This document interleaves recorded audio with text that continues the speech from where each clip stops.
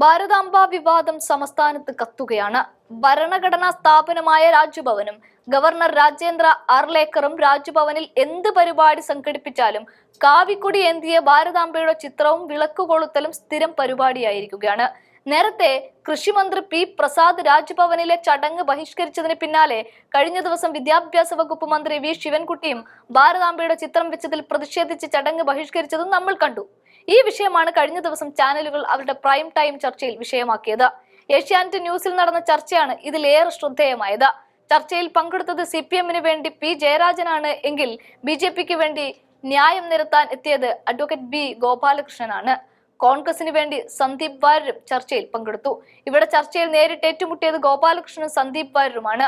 ഇവർ ചർച്ചയിൽ നേരിട്ട് വന്നപ്പോഴെല്ലാം പൊടിപാറുന്ന വാക്കുകളാണ് അവരിൽ നിന്ന് വന്നത്. ഈ ചർച്ചയിലും മാറ്റമുണ്ടായില്ല. ഭാരതാംബ RSSന്റെ സ്വകാര്യ സ്വത്താണ് എന്നും അത് രാജ്ഭവനിൽ അല്ല RSS കാര്യാലയത്തിൽ കൊണ്ടുപോയി വെക്കണമെന്നുമാണ് സന്ദീപ് വാര്യർ പറഞ്ഞത്. ഈ വാചകങ്ങൾക്ക് പിന്നാലെ ചാടിക്കയറി ഇടപെട്ട ഗോപാലകൃഷ്ണൻ പ്രകോപിതനായി. തന്നെ എന്നെല്ലാം വിളിച്ചാണ് സന്ദീപിനെ നേരിട്ടത്. എന്നാൽ തിരിച്ച് അതേ മീറ്റർ കലിപ്പോടെ സംസാരിച്ച സന്ദീപ് വാര്യർ നോക്കിയും കണ്ടും സംസാരിച്ചില്ലെങ്കിൽ വായിലെ പല്ലടിച്ചിളക്കുമെന്നാണ് ഗോപാലകൃഷ്ണന് മുന്നറിയിപ്പ് നൽകിയത്.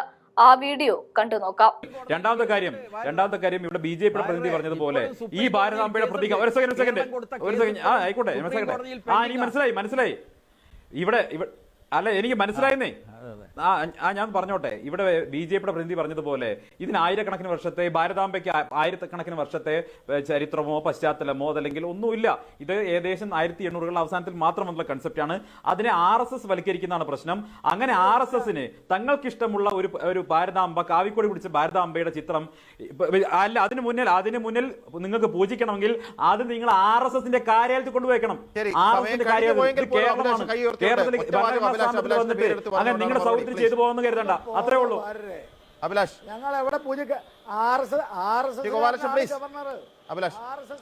അല്ല അതെ നിർത്തണ്ട.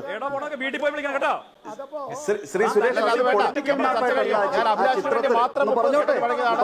നമ്മുടെ സമയം കഴിഞ്ഞു. അതൊരു പൊളിറ്റിക്കൽ മാപ്പ് അല്ല ശ്രീ സുരേഷ്. അതൊരു പൊളിറ്റിക്കൽ മാപ്പായിട്ടോ സോവറിൻ ഇന്ത്യയുടെ മാപ്പായിട്ടോ കാണാൻ കഴിയില്ല. ഒരു ബേസിക് സെൻസ് ശ്രീ ജയരാജൻ